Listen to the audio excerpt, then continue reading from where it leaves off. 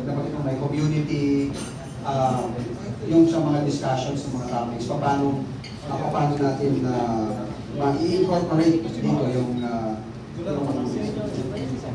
parang fast-paced change ng technology na meron tayo ngayon. Salamat, Bex. Ang mga technology companies at iba't ibang mga platforms, kung mapapansin nyo, mayroon talagang communities na tinatawag. May kanya-kanya silang communities. Kaya nga, dumating ang punto na ang, for example, ang Meta, ang TikTok, ay may tinatawag ng community policy.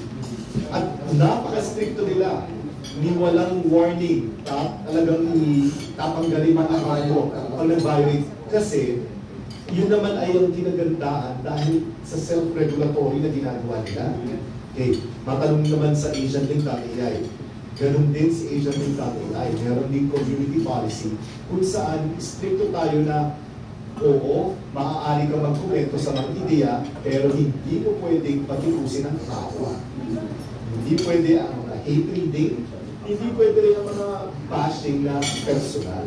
Kung opinion lamang, okay lang ang opinion. At ito naman ang ating pinopromote sa community, kahit sa ibang mga technologies o platforms, sa AsianLink.ai, ganun din. Kaya naman, for example, ang COMELEC, magkakaroon ng clean elections. Pwede magkaroon ng community under AsianLink.ai na pag-usapan lahat ng mga patungkol para lamang may sakatuparan ng clean elections ng ating bansa. Siguro, messages, parting words sa ating mga